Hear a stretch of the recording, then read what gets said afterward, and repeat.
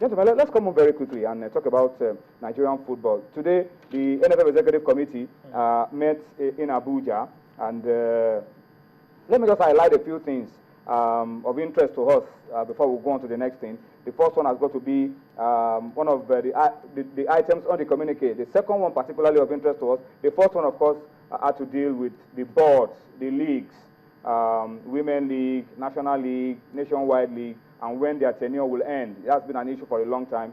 They will handle that one. But the one of interest to us is the regulation for the protection of players of our age-grade national teams and the establishment of NFF Youth Players Development Fund. That's very key. Austin, I'm going to allow you to talk about that one very quickly. Another issue has got to do with the endorsement of a regulation to control the use of football by corporate bodies and individuals for commercial and promotional purposes. So I'm going to allow you to talk about that one as well.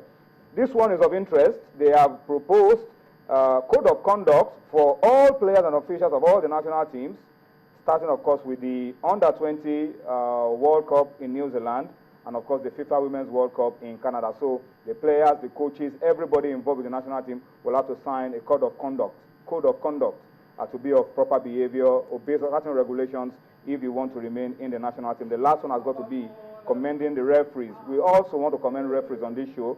So far, so good this season. Refereeing has been top-notch, so we must also commend them. But Austin, let me come to you very quickly. The NFL said a lot of our young players that go on to represent us at under-17, under-20, become so exposed, and then they go, nobody gets anything. Academies own them, and they just go, and no benefit to Nigerian football in terms of financial compensation for the time and the efforts they spent in camp in being developed into the product that attract this foreign interest.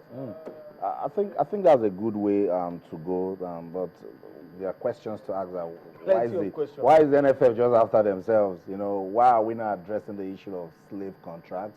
Why are we not addressing the issue of over-ambitious agents and people that just regulating even academies? You know, exactly. God bless and you. monitoring and supervision. This is part of it. It could be, but the content is looking like the NFF is saying we put so much into these guys, whether in camp or when they go for camp championship.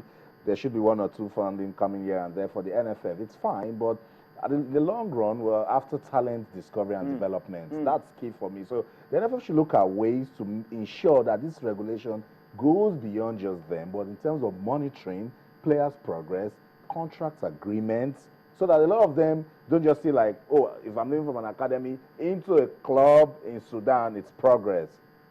You get what I'm saying?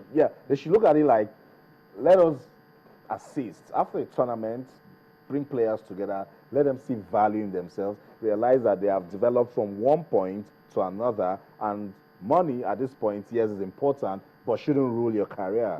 Nice one that they're having this sort of development fund. In a lot of ways, they can even use it to assist other players that at the academy level also want support. Very true. And to buttress what he's saying, and what you said actually, it is imperative that they do something about this academy. So many of them are... Tie that in with the fact that there is a big vacuum because of our poor club structure in Nigeria. Absolutely. Our clubs don't have youth structure. Very true. Where some of this talent are supposed to come from. So academies are just there feasting. Viruses waiting, let them blow. Anybody can gold mine. Anybody can just aggregate a group of young boys and say, what is the curriculum of this academy? What do they teach them? So they need to be regulated. In terms of education itself and football education. I mean, if you go to a country like Belgium, every single academy has a syllabus. How these players should be developed at every single stage in their careers. And a philosophy. How do they approach the game so that when these players do make their way to the national teams, they know exactly what is expected of them. Now, I mean, there are a lot of players in Europe who have never played league football, who have never played for any of the junior national teams, but somehow they found their way to Ezekiel Lumor, who plays for Standard Liège, never played for in the Nigerian league. He played for 36 Lions, and there was just find out there in Europe. A lot of them. And they should also talk about the tremendous amount of racketeering that goes on in the NFL in terms of international transfer certificates.